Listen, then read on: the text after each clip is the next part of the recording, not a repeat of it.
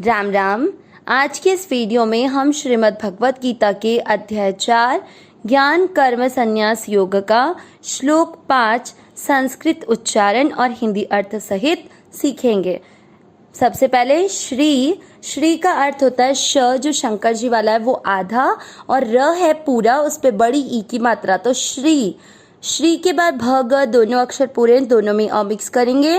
भग वानु वाच, च में वापस अमिक्स किया, श्री भगवानु वाच। पहला चरण देखते हैं। ब में अमिक्स किया और हु की मात्रा बड़ी है, इसलिए उसको लंबा खींचेंगे। बहूनी में व आदि के साथ य पूरा, व्य, ती की मात्रा बड़ी, लंबा खींचना है। तीतानी, नी की मात्रा छोटी है इसलिए उसको नॉर्मल बोलना है। कैसे बोलेंगे? बहूनी में व्यतीतानी। दूसरा चरण, ज पूरे के साथ आधा न, जन मानी। तव, दोनों अक्षर पूरे, दोनों में अमिक्स करेंगे, तव। चा के साथ आधा र, चार। जू के साथ पूरा न में अमिक्स करेंगे, जुन, चार जुन। जू की मात्रा खींचनी नहीं है क्योंकि मात्रा छोटी है। सेकंड चरण बोलेंगे, जन्मानी तव चार्जुन। पहला और दूसरा चरण साथ में। बहूनी में व्यतीतानी जन्मानी तव चार्जुन। यहाँ हमने नोटिस किया कि जैसे ही मात्रा बड़ी हो रही है हम उसको थोड़ा खींच रहे हैं, और जब मात्रा छोटी है तो उसको नॉर्मल बोल रहे हैं। तीसरे चरण पे बढ़ते हैं। ता के साथ आधा न, तान। यह, दोनों अक्षर पूरे, दोनों में अमिक्स करेंगे। यह शब्द पूरा आने के बाद ह पे अनुस्वार आधा म, तान यहम। वेद, द में अमिक्स किया, वेद। स में अमिक्स किया, वा के ऊपर आपको आधे र की मात्रा दिख रही है, उस आधे र को स के साथ करेंगे, सर्वाणी। तीसरा चरण रिपीट, तान्यहम वेद सर्वाणी। चौथा चरण, न में अमिक्स किया, त आधे के साथ व पूरा, त्व, व पे अनुस्वार आधा म, त्वम। वे के साथ आधा त, वेत, और फिर थ से थर्मस है पूरा, उसमें आप अमिक्स करेंगे, वे थ। यहाँ पर ध्यान रखना, त और थ का उच्चारण थोड़ा सा अलग होता है, इसलिए वे थ। आगे प पूरा, प में अमिक्स किया, प। र के साथ आधा न, परन। त प दोनों अक्षर पूरे, दोनों में अमिक्स करेंगे, तप, परन तप। चौथा चरण रिपीट, न त्वम वेत्थ परंतप। तीसरा और चौथा चरण साथ में, तान्यहम वेद सर्वाणी न त्वम वेत्थ परंतप। पूरे श्लोक का उच्चारण एक साथ।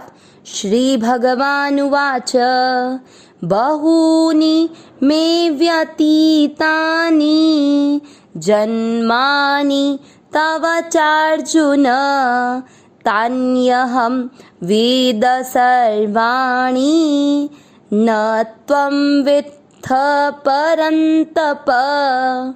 एक बार फिर से। श्री भगवानुवाच बहूनि मे व्यतीतानि जन्मानि तव चार्जुन तान्यहं वेद सर्वाणि न त्वं वेत्थ परन्तप। श्लोक का हिंदी अर्थ देखेंगे। इससे पहले हमने देखा था कि जब भगवान ने ये बोला कि सृष्टि के आदि में सूर्य भगवान को उपदेश मैंने ही दिया था और सूर्य से ही ये परंपरा चलती आई, तब सूर्य ने अपने पुत्र मनु और फिर मनु ने अपने पुत्र इक्ष्वाकु को दिया। उसके बाद में इसे राजर्षियों ने जाना, लेकिन समय बीत जाने के कारण मनुष्यों में ये कर्मयोग लुप्त सा हो गया है। इसीलिए तुम मेरे भक्त और सखा होने के कारण तुम्हें ये कर्मयोग मैं बता रहा हूँ। तो अर्जुन के मन में ये जिज्ञासा हुई कि सूर्य का जन्म तो बहुत पुराना है और भगवान श्री कृष्ण का जन्म तो अभी का है, तो फिर सृष्टि के आरंभ में सूर्य को कर्मयोग का उपदेश इन भगवान श्री कृष्ण ने कैसे दिया? इस बात को इस जब अर्जुन ने पूछा तो अर्जुन के इस प्रश्न का उत्तर भगवान अब दे रहे हैं। श्री भगवान उवाच, यानी भगवान बोले। भगवान यहाँ पर अपने अवतार रहस्य को प्रकट करेंगे, मतलब कि भगवान का अवतार लेना हम मनुष्यों से कैसे भिन्नता रखता है, उन सब चीज़ों को भगवान बताएंगे। इससे पहले भगवान अर्जुन को बता रहे हैं कि मैं सब कुछ जानता हूँ, इसलिए अपनी सर्वज्ञता को बताने के लिए भगवान आज का श्लोक बोल रहे हैं। श्री भगवान वाच, भगवान बोले आगे, बहूनि यानी बहुत से, मैं यानी मेरे, व्यतीतानि यानी हो चुके हैं, मेरे बहुत से हो चुके हैं, क्या? जन्मानि जन्म, तव तुम्हारे भी, चार्जुन में दो शब्द हैं, च प्लस अर्जुन, ही अर्जुन, च यानी और, तो ही अर्जुन मेरे और तुम्हारे बहुत से जन्म हो चुके हैं।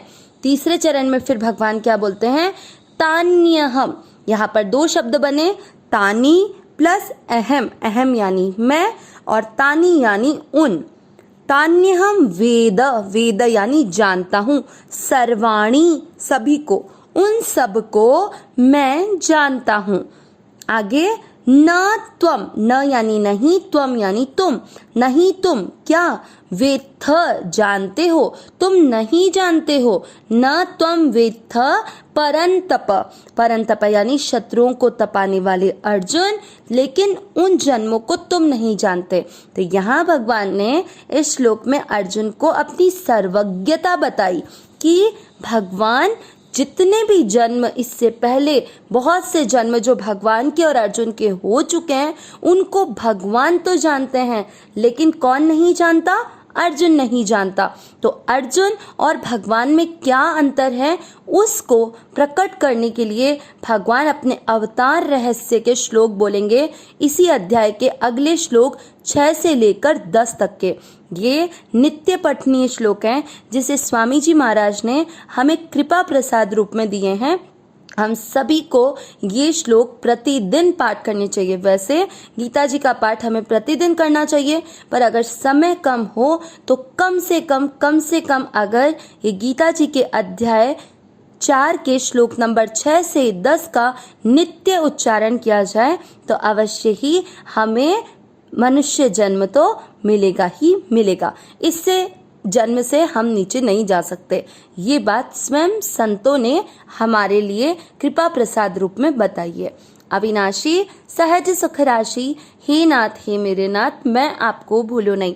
नारायण नारायण नारायण नारायण।